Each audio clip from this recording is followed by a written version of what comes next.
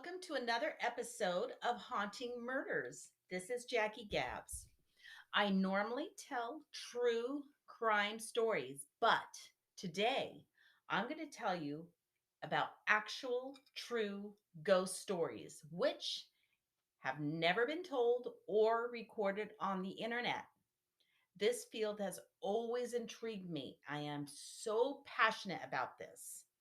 And please stay tuned because later I have a special guest speaker joining me in the studio who is bringing us a firsthand true haunting which took place in Orange County, California. When I was 7 years old, I lived in Harbor City, California, and I was practicing piano in the evening time after dinner and my homework were done. The piano was located downstairs in the family room. My mother was sitting beside me. The only light on was a candelabra sitting on top of the piano. I know. Sounds a little bit Liberace, but I was young and I liked candles. Let's get on. Let's get back to the story. I was playing, and suddenly mom and I heard a man's voice coming out of the piano. He spoke a different language, and we could not understand what he was saying, but he had a very soothing voice, almost like he was saying, "Very good," or something like that. Our Great Dane dog put up his ears and looked around, whimpering. I stopped playing. My mom and I turned and looked at one another, and then I asked her, "Mom, did you hear that?" She said, "Yes, I did." We continued to look at each other perplexed. I stopped practicing that night. Mom and I never spoke of it again. Jumping ahead 15 years to a condo I purchased in Signal Hill, California. I was now 22. My mother was visiting me. I went out to go to the store, and when I got home, I entered and saw my mother standing in front of the fireplace. She looked white as a ghost. Seeing that my mother was in such distress, I rushed over to her and asked her, Mom, what's wrong? What happened?" She pointed to the fireplace and said, "An old man with a hat and brown corduroy pants came out of there." She was pointing to the fireplace. And then she said he backed up back into the fireplace and disappeared. She was shaking and looked so confused.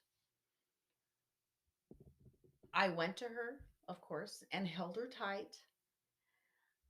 Poor thing, she was so frazzled. It may help to know that across the street from my condo was a very old, weathered, and what felt like a haunting cemetery. Take from that what you will. A very dear and close friend of mine for many years, Susan, passed away unexpectedly a few years back. Soon after she passed, I began to experience paranormal activity in my home. Lights began to flicker all the time, even after new bulbs were put in. Things were being lost, later to find it in places I already looked. I heard noises and felt like someone was there watching me. My dog also looked in the shadows where the noises were coming from. On one occasion, after a short trip to the coffee shop, I was relaxing in my sunroom, sipping my coffee, thinking of Susan. Suddenly, my Google Mini began to play a song that Susan loved. I spoke out loud to her and told her I know she was there with me and that I missed her. You must wonder why ghosts have entered my life several times. It's because I am open to it and they feel comfortable to come forward to relay their story. Now, I would like to introduce you to my guest speaker, Dread from Dreadwrong. Welcome, Dread. Hi, Jackie. Thank you for having me. Thank you for joining us. And what have you been up to? Well, I was first of all, I was sitting off set and I was listening to your opening monologue. I have never heard those stories that have gone on with you. Yeah, I know. It's all so crazy. I just decided to open up and share it with all of you. That's great. That's great. Well, let me share with you what I came across recently. Please do. I have a friend of, oh gosh, 38 years, and I knew of this haunting, but she would never really speak of it. And not until recently, she came to me and she said, "You know what? I want to share this with you and tell me what you think about it." What happened was this took place in Orange County, California, in a city called Santa Ana, very old city, but Santa Ana, California. Hmm. She was had been she was still a newlywed. I mean, she'd only been married a couple of years. Her husband, her child, 1 year old son, and her brother had moved into a fourplex apartment. How They were old was this place? It was built somewhere back in the 50s. Oh my gosh. Okay. It had been around for a while. And she moved in there in 2009, Hmm. and in the fall of 2009. And Okay. they they brought everything in. They were there a couple years when one day she was sitting with her brother on the couch, and she was they were just talking about funny movies and scary movies and everything. And then he came out with a and told her about a dream he had been having. This is for real. And when he told her, it struck a chord because she told him, "You know what? I think I'm having the same dream. What specifically did you dream?" So he proceeded to tell her this, that he would be lying there in bed and he would open his eyes. The room would be dark. And out of that darkness would step forward an old woman, Mm. very old, well into her 80s, wrinkly skin, gray and white hair, old, ratty nightgown, Oh, okay. eyes, saggy eyelids, milky, Uh, wet eyes. oh my God. I think Very scary. I would have freaked out and ran away, never Very. to return. He didn't have time to react very any other way other than what happened in the next seconds. This woman would step forward, put her face directly in front of his, an inch from his face, Oh God. and bare her teeth and scream a Mm. blood curdling cry as if she were terrorized by something. Wow. Immediately, immediately, he would sit Wow. up, heart beating, sweat pouring from I his can brow, imagine. scared out of his wits. Yeah. His sister, Lynn, Hmm. said, "I'm having the exact same dream." Okay, so they were both having the same dream. Okay, so there are only two people having the same dream, or who else is having this To dream? this, the only other person in the house that could really remember anything was her husband. Mm-hmm. He was 27, 2 years Mm-hmm. older than her. He was kind of a closed minded to the paranormal world. Okay. So he really wasn't open to receiving that kind of thing. So he would not say that he was having any kind of dream, although it was felt that he was kind of in denial because that stuff's kind of scary. It can be, yes. So as it was, this kind of these kinds of dreams continued much more with her brother than with her. Mm. Uh, they thought maybe something was going on in that room because things would get moved, they would disappear, then they would reappear. Mm. Lights would go on and off. The ceiling fan, same thing, on and off. But she wasn't getting that Do in they her room. know if anybody died in that house? Well, settle down. I'm coming to Okay, that. okay, calm down. so, so they did notice that things were happening, however, in the kitchen. Lights would continue to go on and off, and there was some small things that would move. They would get moved back to where they had moved it from. Mm.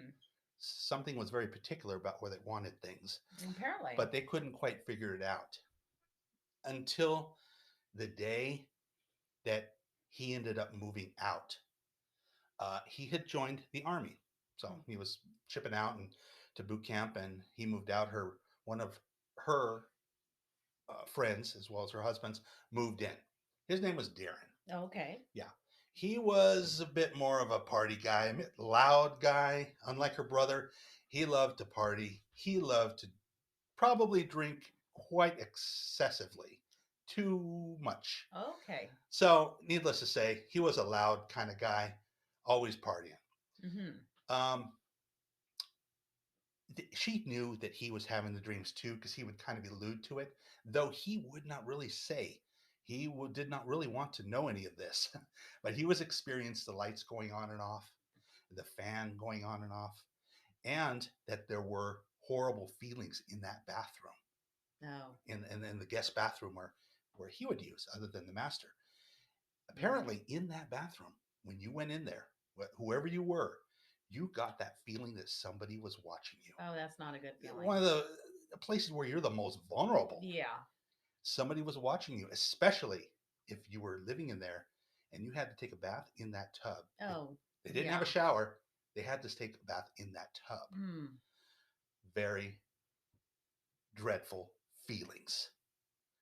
Um, Lynn told me that there were feelings as if they were deep and dark, as if Oh. someone had died in that Oh, tub. okay. Yeah, yeah, this is pretty serious stuff. Mm. What they did was, to kind of help with that feeling, they hooked up a handheld sprayer, uh, pinned it up to the top of the tub so they could use it kind of like a shower when it splashed down them. You wouldn't have to lie in the tub, so it got them by, but you still kind of got that feeling when you were in that bathroom. Yeah. Kind of a scary place.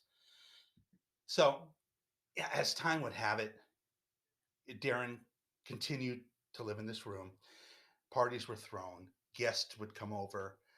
It would get raucous at times. They were young. Now let me ask you, did they ever call in any paranormal investigator?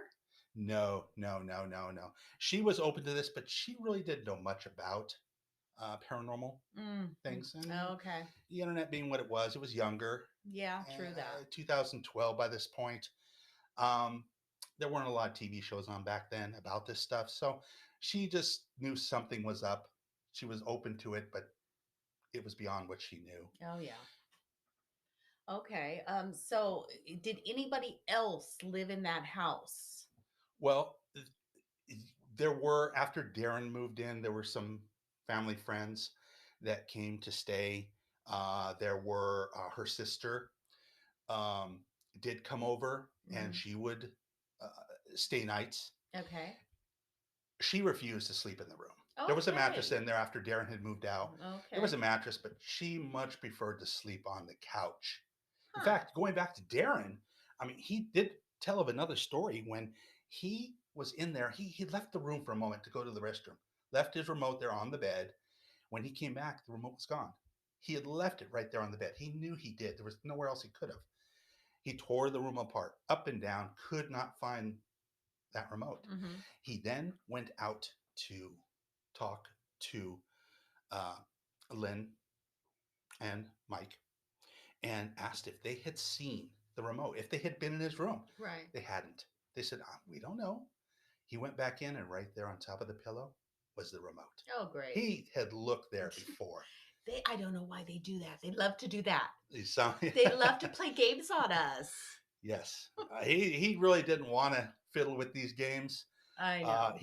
Quite often he would spend the night, Darren, at friends' houses. Mm. On one instance, here's another one. They were out in the front room. Darren had left, shut his door, and Lynn was going to the bathroom. So she was walking by and she noticed his light was on. She noticed it from underneath the door. So she went back and told Mike that I think Darren left his light on. He went in there, turned it off. So, okay, that's that. They finished their movie later on that evening, about midnight. They were walking back to go to bed. As they were passing Darren's room, just in that moment they were passing, the light went Oh, great. on. Okay, 911. Yeah. So they went in and they turned off the light and quickly got out of Oh my there. God, I can imagine. Oh my God. So, like I said, shortly thereafter, he moved out.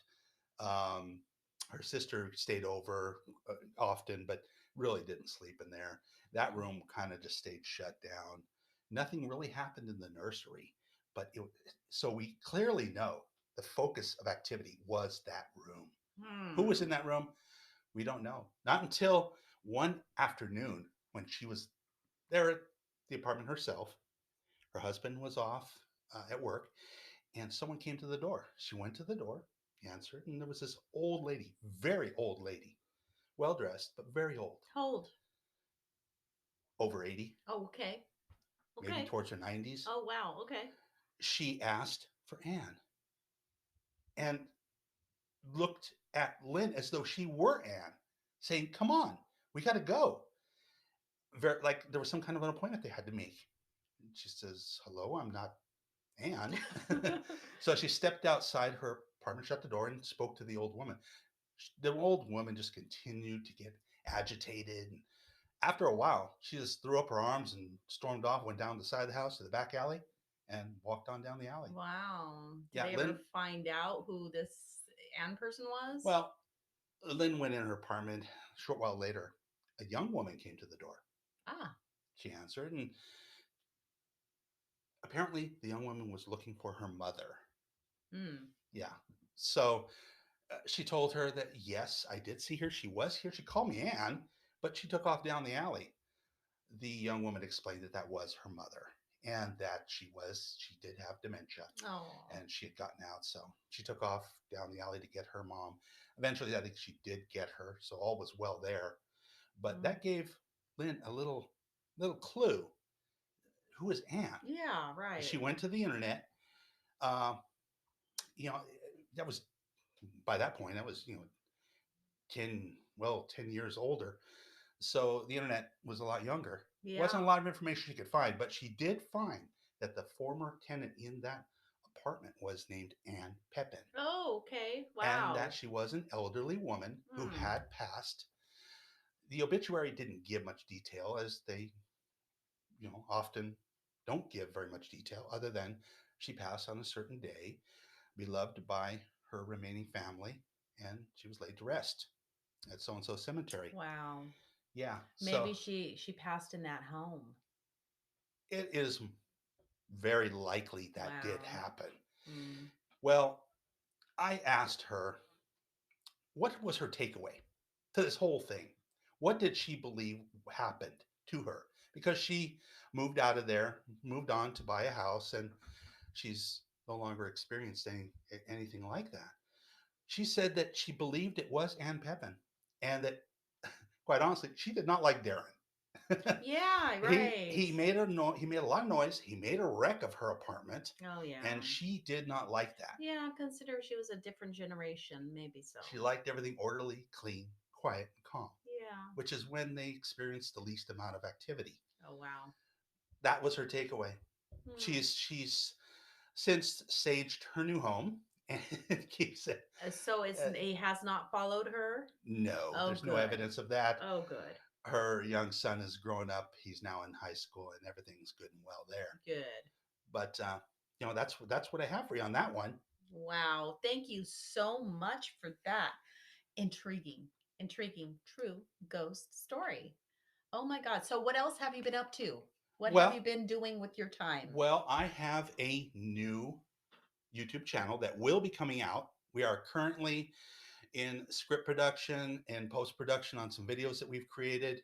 We have not released any just yet, but we will be going live shortly. So I want everyone to come and check that out when it does. If I can come back and like alert them that we are released, I would like Absolutely. that. That'd We be would great. love to have It you. they're really dreadful videos about Hmm. when things just go wrong Oh in the my world. gosh, that's a good subject. So, and things often go wrong, sometimes for the good, Yes. sometimes for the dread. Oh yeah. But I think the audience will really be entertained by these. Oh, I So we're think looking so. forward to it. And, I'll see you all there. Oh my God, that was going to be so awesome. So thank you so much again for joining us. Yes. And Yes. Thank you for having me. when you are done with your script writing, we want you to come back and come back and join us. Sounds like a date. Awesome. Sounds good. All right. Thank you. Thank you. Okay, everybody. Thank you so much for listening. Remember, stay curious and keep listening.